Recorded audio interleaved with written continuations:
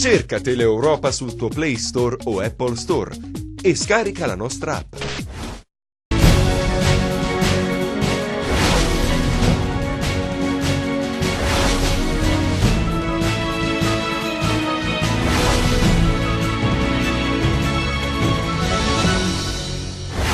Il presidente della Camera si reca in visita nella tendopoli di San Ferdinando per portare le condoglianze dello Stato alla famiglia e agli amici di Sacco. Lucio Martire, il primo sindaco di Casali del Manco, a Castrolibero, Locri, Cariati e Gioiosa, riconfermati gli uscenti. È finito in manette, l'ex direttore del carcere di Bergamo avrebbe favorito un detenuto calabrese finito nei guai lo scorso anno nell'ambito dell'inchiesta sui lavori della Salerno-Reggio Calabria. Il Cosenza, davanti a una cornice di pubblico straordinaria, strappa il pass per la finale di sabato prossimo a Pescara con il Siena, la posta in palio e la Serie B. Ben ritrovati per questa nuova edizione del nostro TG. In primo piano la visita del Presidente della Camera San Ferdinando. Fico ha detto: sono qui per portare le condoglianze dello Stato alla famiglia e agli amici di Sacco. Vediamo. È arrivato questa mattina nella tendopoli di San Ferdinando il presidente della Camera Roberto Fico, accompagnato dal prefetto di Reggio Calabria Michele Di Bari e dal questore Raffaele Grassi. Ha incontrato i migranti, ha visto le condizioni in cui vivono nella vecchia baraccopoli. In una di queste tende viveva anche Sacco, ucciso a fucilate nella vicina San Calogero. Sono qui, ha detto Fico, per portare le condoglianze dello Stato alla famiglia e agli amici di Sacco. Io sono qui non per creare oggi uno scontro o una polarizzazione, ma una visione di facilitatori, una visione di cercare di poter avere un tavolo magari tra i comuni, tra la prefettura, tra la regione e cercare di facilitare una soluzione della situazione che si trova qui. Quindi per me oggi è un giorno di progettualità, è un giorno di condoglianze, è un giorno di pace, di lavoro. Il presidente della Camera risponde alle domande dei giornalisti, ma dribbla sulla vicenda relativa alla chiusura dei porti disposta da Salvini e sull'Aquarius, sulla nave carica di migranti che ancora si trova ferma in mezzo al mare. Sto monitorando costantemente anche la situazione di cui parlate. In questo momento non vi rilascio una battuta, una dichiarazione su questa situazione. So che tutte le persone a bordo stanno bene e questo ci fa piacere. So che sono state mandate più di una nave con aiuti e con personale medico. Che succederà a queste persone? Queste persone in questo momento so che stanno bene. E come sapete c'è stata un'evoluzione per quanto riguarda la vicenda dell'Aquarius, perché la Spagna si è detta disponibile ad accogliere i migranti. Torniamo all'omicidio Sacco, perquisizioni nel Vibonese alla ricerca del fucile utilizzato per uccidere il 29enne. Vediamo. Che l'indagine sulla morte del sindacalista maliano Somalia Sacco non si fosse conclusa con il fermo di Antonio Pontoriero lo avevano dichiarato già nell'immediatezza degli eventi gli stessi carabinieri. Ancora di più alla luce degli ultimi sviluppi che hanno visto il GIP non confermare il fermo pur emettendo un'ordinanza di custodia cautelare in carcere per l'indagato. Gli stessi carabinieri della compagnia di Tropea continuano le attività senza sosta, affiancati dallo squadrone eliportato cacciatore di Calabria, avendo effettuato per tutta la giornata di ieri e fino ad oggi numerose perquisizioni e rastrellamenti nelle aree limitrofe al luogo dell'evento delittuoso. L'indagine si regge quasi esclusivamente sul racconto fatto dai due connazionali scampati all'agguato. In particolare per gli inquirenti sono di estrema importanza le dichiarazioni rilasciate da Drame, testimone oculare di quanto accaduto nell'ex fabbrica di laterizi della località tranquilla di San Calogero, che parla fluentemente l'italiano ed è preciso e dettagliato nel descrivere la dinamica degli eventi. A questo punto, per poter consegnare prove concrete alla ricostruzione investigativa che ha portato al fermo di indiziato di delitto a carico di Antonio Pontoriero, l'obiettivo dichiarato degli inquirenti è il ritrovamento dell'ultimo tassello relativo alla barbara uccisione di Somalia Sacco, ovvero l'arma del delitto e specificatamente del fucile da caccia utilizzato e da cui per gli inquirenti sono stati esplosi i colpi che hanno colpito alla testa il maliano.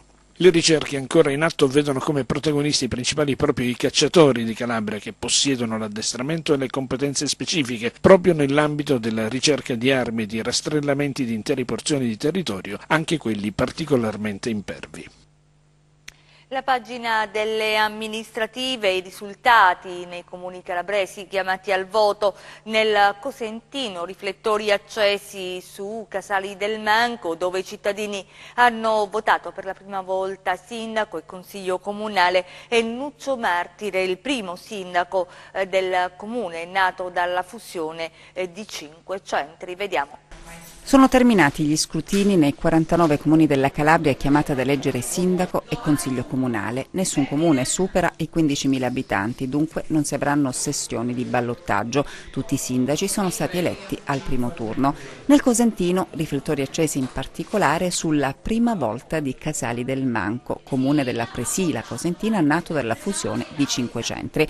Per tutta la notte il risultato in bilico, un testa a testa tra Stanislao Martire, detto Nuccio, candidato del PD, e Salvatore Iazzolino alla guida di una lista civica. Poi il risultato finale con Martire che ha ottenuto 2.909 consensi pari al 44,98% dei voti, mentre Iazzolino si è fermato al 44,52%. Molto distaccato il candidato del Movimento 5 Stelle, Giuseppe Curcio, che ha ottenuto il 10,48% delle preferenze. Per Nuccio Martire dunque una vittoria sul filo di lana, diventa però così il primo cittadino di Casali del Manco. Altro centro del Cosentino chiamato al voto, Castrolibero, dove è stato riconfermato sindaco l'uscente Giovanni Greco, scelto dal 68,27% degli aventi diritto al voto. I suoi competitor Francesco Calvelli, candidato di Progetto Comune, e la pentastellata Michele Anselmo si fermano rispettivamente al 23,82% e al 7,90%. Nel Reggino infine riflettori puntati sul risultato di Locri. Qui le urne hanno decretato il trionfo di Giovanni Calabrese, sindaco uscente, riconfermato con il 70,81% delle preferenze. E adesso i sindaci eletti negli altri centri calabresi, vediamo. Ed ecco gli altri risultati del turno amministrativo in Calabria. In provincia di Cosenza a Cariati vittoria netta per la sindaca uscente ma sfiduciata dalla propria maggioranza qualche mese fa, Filomena Greco. Il nuovo sindaco di Bonifati è Francesco Grosso. A Canna vince Paolo Stigliano. Il nuovo sindaco di Dipigliano è Giuseppe Nicoletti. Giacomo De Marco è il primo cittadino di Maierà. A Malito Francesco Mario De Rosa conquista lo scranno di sindaco. Dario Cornicelli vince a Mandatoriccio. A Marano Marchesato il nuovo sindaco è Edoardo Vivacqua. Lucia Papaianni la spunta a Paterno Calabro, sfida tiratissima. A Pianecrati, il centro in cui si è votato di più in termini percentuali, l'ha spuntata per soli 15 voti Michele Ambrogio. Bruno Leverino è il nuovo sindaco di San Lucido. A San Martino di Finita ha vinto Paolo Calabrese. Un solo voto di differenza tra i due candidati a Serra d'Aiello. Nel piccolo comune affacciato sul terreno cosentino, la sindaca Giovanna Carusa ha ottenuto 190 voti, soltanto 189 per il suo avversario Antonio Cuglietta. A Terravecchia, dove ha votato solo il 26% dei cittadini, Mauro Santoro diventa sindaco con l'85% dei consensi. Per la provincia di Crotone, Giovanni Frontera è il nuovo sindaco di Cerenzia. A Petila Policastro vince Amedeo Nicolazzi. Nel piccolo centro di Savelli il nuovo sindaco è Domenico Frontera. A Scandale vince Antonio Barberio. Per quanto riguarda invece la provincia di Catanzaro, a Cardinale è stato eletto sindaco Danilo Staglianò. A Curinga vince Vincenzo Serrao. A Decollatura il nuovo sindaco è Angela Brigante. A Gasperina è stato rieletto Gregorio Gallello. Riconferma anche a Guardavalle per Giuseppe Ossia. A Maggisano è eletto Fiore Tozzo. Roberto Franco è il nuovo sindaco di Montauro. A Nocera Terinese sarà Massimo Pandolfo il nuovo primo cittadino. Vittoria schiacciante a San Mango per Luca Marrelli. A Santa Caterina dello Ionio vince Francesco Severino. Il nuovo sindaco di Satriano è Teodoro Aldo Battaglia. A Salettì vince Alfonso Mercurio. Per la provincia di Vibo Valencia, a Dinami eletto Damiano Ciccone. A Filandari vince Concettina Rita Maria Fuduli. Gerocarne va a Vitaliano Papillo. A Mileto eletta Rosetta Mazzeo. A Parghelia eletto sindaco Antonio Landro. A Polia vince Domenico Amoroso. Infine per la provincia di Reggio Calabria, a Candidoni il nuovo sindaco è Vincenzo Cavallaro. A Condofuri eletto Tommaso Iaria. Antonino Gioffre il nuovo sindaco di Cosoleto. A Fiumare il nuovo primo cittadino è Vincenzo Pensabene. A Gioiosa Ionica riconfermato Salvatore Fuda. Vince con un risultato netto Sergio Rosano. A San Pietro di Carità Giovanni Domenico Giunto è il nuovo sindaco di San Procopio. Salvatore Papalia conquista Santa Caterina d'Aspromonte. Seminara va a Carmelo Antonio Arfuso. A Serrata invece è stato eletto sindaco Angelo D'Angelis. La giudiziaria, Francesco Patitucci, condannato a 30 anni per l'omicidio di Luca Bruni, assolto Roberto Porcaro, non luogo a procedere per Ettore Sottile. La sentenza del Tribunale di Catanzaro, vediamo. Luca Bruni, il giovane boscosentino del clan Bella Bella, fu ucciso nel gennaio del 2012 a Castrolibero nel Cosentino. Oggi la sentenza di primo grado del Tribunale di Catanzaro, che ha condannato per omicidio a 30 anni di carcere Francesco Patitucci, assoluzione per Roberto Porcaro, non luogo a procedere per Ettore Sottile. Il verdetto emesso dal giudice per le udienze preliminari distrettuale di Catanzaro Giovanna Gioia. I tre sono stati giudicati con rito abbreviato come i mandanti dell'assassinio, di cui, secondo le ricostruzioni investigative, sarebbero responsabili Maurizio Rango, adesso all'ergastolo, Daniele Lamanna, Franco Bruzzese e Adolfo Foggetti. Quest'ultimo si è poi pentito facendo ritrovare il corpo di Bruni. Perché si decise la condanna a morte del giovane? Ci sono diverse tesi, la più accreditata sarebbe quella di una vendetta meditata dal giovane dopo la morte del padre, anche lui freddato in un mattino di luglio, era il 1999, mentre era fermo ad un semaforo. Il pubblico ministero della direzione distrettuale antimafia di Catanzaro, Camillo Falvo, aveva chiesto l'ergastolo per tutti e tre gli imputati. Ancora cronaca, trattamento di favore ad un imprenditore arrestato lo scorso anno dalla Guardia di Finanza di Vibo nell'ambito dell'inchiesta sui lavori sulla Salerno-Reggio Calabria. Nei guai l'ex direttore del carcere di Bergamo, arrestato e posto ai domiciliari insieme ad altre 5 persone. Vediamo. Era stato arrestato nell'aprile del 2017 dalla Guardia di Finanza di Vibo Valentia nell'ambito delle indagini sulla realizzazione dell'autostrada Salerno-Reggio Calabria. L'imprenditore Gregorio Cavelleri era in carcere a Bergamo, ma aveva usufruito di un lungo ricovero in ospedale grazie a certificazioni mediche che attestavano un grave shock emotivo che in realtà non aveva subito. Adesso, per il trattamento di favore riservato all'imprenditore, nei guai è finito l'ex direttore del carcere di Bergamo. Le indagini di Carabinieri e Guardia di Finanza hanno svelato il coinvolgimento nella vicenda anche dell'attuale comandante della Polizia Penitenziaria di Bergamo e di alcuni imprenditori. Gli inquirenti hanno scoperto inoltre false attestazioni sanitarie per far ottenere benefici economici all'ex direttore del carcere da pochi giorni in pensione, Antonio Porcino, originario di Reggio Calabria. Tra le accuse anche quella di corruzione relativa al contratto di fornitura in esclusiva di distributori automatici di alimenti, bevande e tabacchi nella casa circondariale di Monza e l'utilizzo di personale della Polizia Penitenziaria e di materiali di proprietà dell'amministrazione per lavori di ristrutturazione dell'appartamento privato dell'ex direttore. Adesso 6 persone sono finite ai domiciliari, sono 27 in tutto gli indagati. Le altre notizie di cronaca nelle nostre brevi.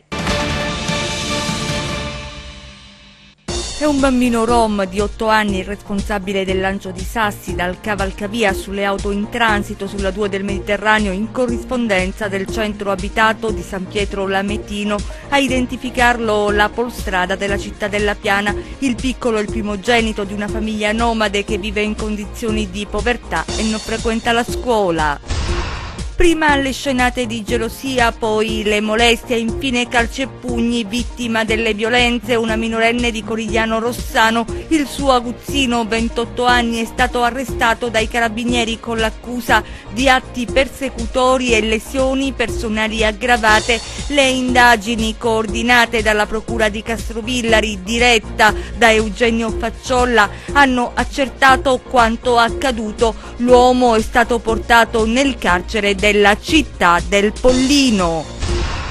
Non visita paziente a domicilio nei guai, un medico di guardia medica a Gimigliano nel Catanzarese. A sporgere denuncia ai carabinieri la madre di un bimbo di 7 anni reduce da un importante intervento chirurgico. Il piccolo era diventato pallido e tremava vistosamente, pertanto la donna aveva deciso di chiedere aiuto. Il medico è stato denunciato per omissione d'atti d'ufficio. Incendiata una colonnina di carburante non ancora attiva in viale Sant'Angelo a Rossano nel Cosentino. Sul posto i vigili del fuoco, costretti a domare altri 2 roghi che nelle vicinanze hanno coinvolto un Audi A3 e una 500 semidistrutta dalle fiamme. Secondo le prime verifiche, gli episodi non sarebbero collegati. Cambiamo argomento. Svolta per le professioni sanitarie riconosciute dall'ordinamento normativo, in particolare nel nostro servizio. Un momento storico per le professioni sanitarie che finalmente trovano riconoscimento nell'ordinamento normativo, a sanare quello che per gli addetti ai lavori era un vulnus, una legge dell'ex ministro Lorenzin che di fatto ha istituito un unico ordine professionale con diversi albi. Era un sogno che pensavamo non si realizzasse mai, invece finalmente siamo riusciti con tanto impegno da parte sia delle professioni sanitarie a livello nazionale. Quindi ringrazio tutti i presidenti nazionali delle associazioni che hanno contribuito e collaborato alla realizzazione di questo sogno, ma in particolare ringrazio il dottor Saverio Proia, che è stato colui che al Ministero ci ha dato il supporto maggiore perché questo sogno venisse realizzato. Ora la sfida è costruire una casa comune. 19 profili che confluiscono in un unico ente, non ci sono esperienze di questo tipo non solo a livello nazionale ma nemmeno a livello internazionale. Questo ordine multialbo è stato costituito con la legge 3/2018, motivo per il quale siamo qui oggi riuniti e motivo per il quale ringrazio la Consulta delle professioni sanitarie della Regione Calabria e l'ordine di Catanzaro, Crotone e Vibo.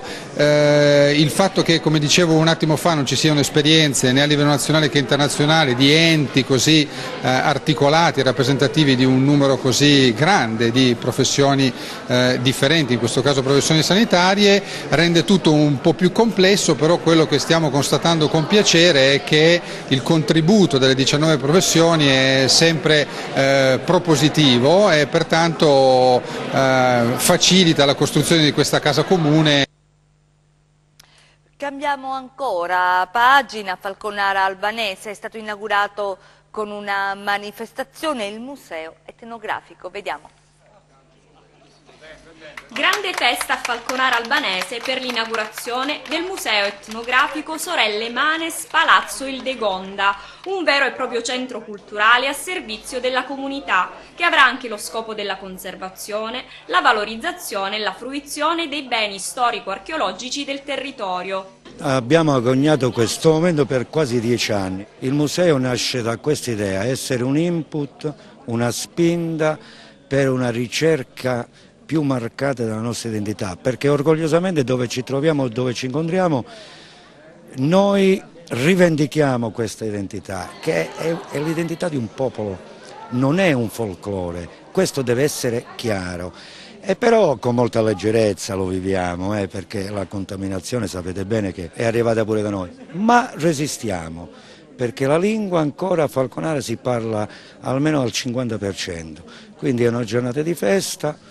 E questo museo dovrà rappresentare il cuore della ricerca storico-scientifica di questo nostro meraviglioso borgo. Il museo, nato grazie alla generosità degli eredi di Ildegonda Manes, oltre a rappresentare l'identità di un popolo, è un fiore all'occhiello per tutta la regione Calabria, che negli ultimi anni sta puntando molto sul turismo esperienziale. È l'indirizzo che il Presidente della Regione Calabria ha voluto dare, sostenendo sindaci lungimiranti come il sindaco di Falconara, privati generosi come i Manes, la senatrice Caneri, nella fattispecie e tutta la sua famiglia. Insomma, noi dobbiamo sostenere questa volontà che c'è di fare bene in Calabria, e questo evento di Falconara Albanese si inserisce a pieno titolo nella nostra mission, che è quella appunto di sostenere i luoghi della nostra terra e suscitare curiosità.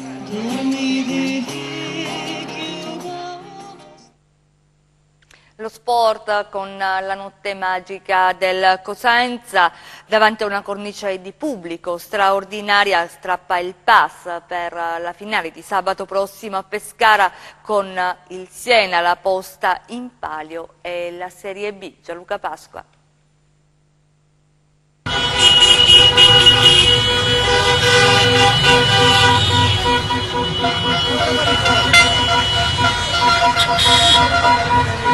La festa a Piazza Bilotti, i clacson delle auto e le bandiere rosso-blu. La città vede l'obiettivo e già impazzisce di gioia, perché ha scoperto di essere a un passo da un sogno che sembrava impossibile solo qualche settimana fa. Già, alzi la mano chi dopo le 5 giornate iniziali del campionato o al termine di un derby pareggiato o perso avrebbe puntato sui lupi finalisti dei playoff. E invece è successo, perché al di là dei risultati, di isolate prestazioni, del distacco dalle prime della classe, la squadra di Piero Braglia aveva mostrato di valere molto, di saper giocare alla pari con Trapani, Catania e Lecce, di aver acquisito solidità e personalità, di essere un gruppo sano e caparbio, che ha meritato tutto l'affetto dei 20.000 cuori pulsanti del Marulla.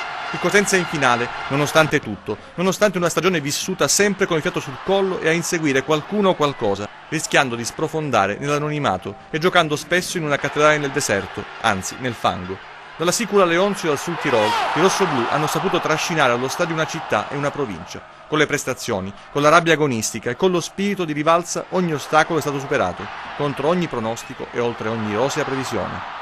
La società del presidente Guarascio, la squadra costruita dal direttore Trinchera e guidata da Piero Braglia, sono arrivate a un bivio importante che può far salire una comunità intera sulla macchina del tempo per riportarla indietro di 15 anni, quando il calcio rossoblù si è fermato. C'è un'altra partita da giocare, quella più importante, una sfida con il destino che sabato metterà di fronte Cosenza e Siena all'Adriatico di Pescara. Serve un ultimo sforzo, un altro gol, un'altra esultanza, per lasciarsi alle spalle il passato e vivere un nuovo futuro. Abbiamo giocato con intelligenza, abbiamo fatto girare il pallone, poi sapevamo che a un certo punto dovevamo fare qualcosa, anche perché Pasqualoni più di 60 minuti non le fa perché gli viene Grampi, perciò sapevamo che poi passavamo a 4. Tutto qui, dai, è andata bene, dobbiamo essere felici e poi vediamo che succede. Oggi lo stadio era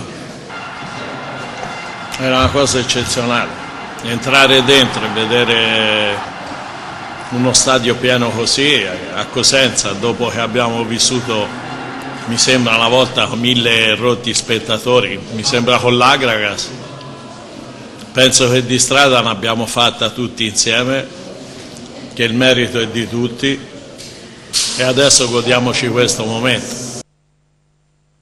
Festa anche a Castrovillari per il ritorno in Serie D, vediamo. Gran gol, grandissimo gol di Armando De Simone. Con questa perla di Armando De Simone messa a segno al 27esimo del secondo tempo, il Castrovillari di Patron Di Diego stacca il biglietto per la Serie D. Entrando dalla porta principale, la Castrovillari si riappropria dopo un anno di purgatorio della Serie D, categoria molto più consona ai rossoneri, e adesso parte il sogno. Avevamo una voglia di riscatto, noi della società, tutti quanti i ragazzi, un plauso a questi ragazzi, un plauso al mister, un plauso a tutto lo staff, un plauso a noi perché non abbiamo mai smesso di crederci. Io ho sempre pensato che nella vita le delusioni e le gioie siano strettamente correlate alle aspettative. Credo che queste nostre aspettative siano cresciute giorno per giorno, questo è anche il nostro credere ad ottenere questo risultato. Sono contentissimo, poi uno che viene da fuori riuscire a vincere un campionato fuori il suo paese è una cosa spettacolare. Che non era facile dopo l'anno scorso ripartire, ricominciare e soprattutto rivincere. Grazie a tutti, grazie alla nostra società, grazie perché siamo persone che lo facciamo con il cuore. Questa passione, questa attenzione per Castrovillari, in questo caso la Castrovillari di calcissimo, speriamo che sia di buon esempio per tutti, perché questo entusiasmo deve essere contagioso per le cose buone. Chiudiamo con le previsioni del tempo.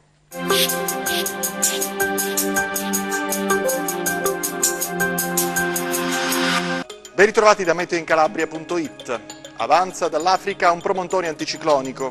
Inizio settimana quindi all'insegna del caldo localmente intenso sul Mediterraneo centrale. Passiamo alle previsioni in dettaglio. Domani cielo sereno poco nuvoloso ovunque, parziali annuvolamenti nelle ore pomeridiane solo sui rilievi principali della regione. Temperatura stazionaria e un locale lieve aumento nelle aree interne vallive, dove si raggiungeranno agevolmente i 35 gradi.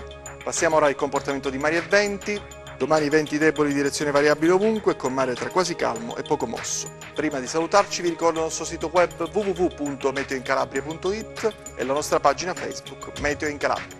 Per oggi è tutto, grazie e arrivederci al prossimo appuntamento. fermiamo qui, grazie per essere stati con noi, grazie in regia a Michele Cava, in messa in onda a Luca Chito, noi vi auguriamo un buon proseguimento.